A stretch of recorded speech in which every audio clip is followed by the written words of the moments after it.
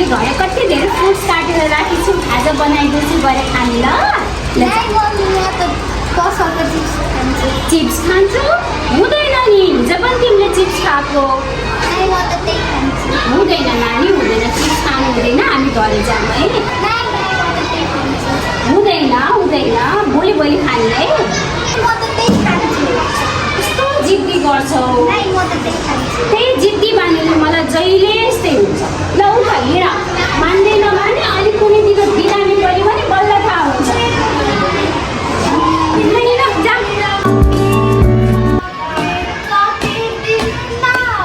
नानी सुन न ल चक्लेट लिन्छ तिमी पहिला थोरै पानी खान्छौ किन नखाले थोरै पानी खाऊ ए जिद्दी गर्छ यसले ल तेरो चक्लेट खा मास ल जहिले यस्तै गर्ने ल यसो हुन्छ मैला पनि नगर्नु मलाई ल खाऊ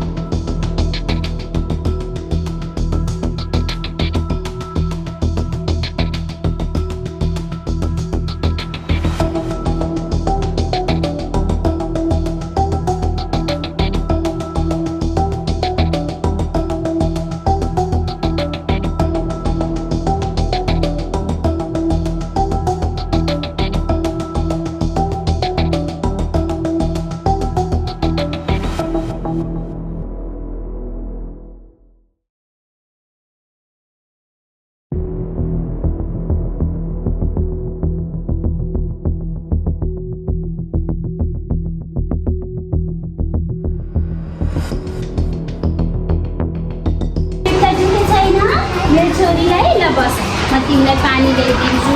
है ल यो पानी खानु गरेर छोरी भए पनि म तिमीलाई है खाजा ल्याइदिन्छु ल लेट्स चेक नानीले अझै पनि चक्लेटहरू खान्छन् कि खाँदैन नानी पानी खायो ल गुड ल मैले मेरो छोरीलाई चक्लेट ल्याइदिन्छु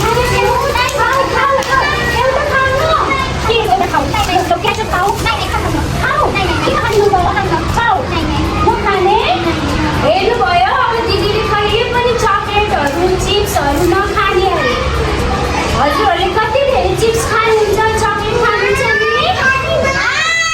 हो कि होइन हुँदैन ऊ दिदीलाई कति पेट दुख्यो अब दिदीलाई खानुहुन्छ खाऊ अब दिदीले नखाने मेरो प्यारो छोरी चक्लेट खानुहुन्छ कि नै धेरै चिप्स खानुहुन्छ कि हुन्न के हुन्छ चिप्स खाएर हो दाँत पनि बिग्रन्छ होइन चक्लेट खानुहुन्छ कि नै के भयो त दिदीलाई चक्लेट खाएर पेट दुख्यो है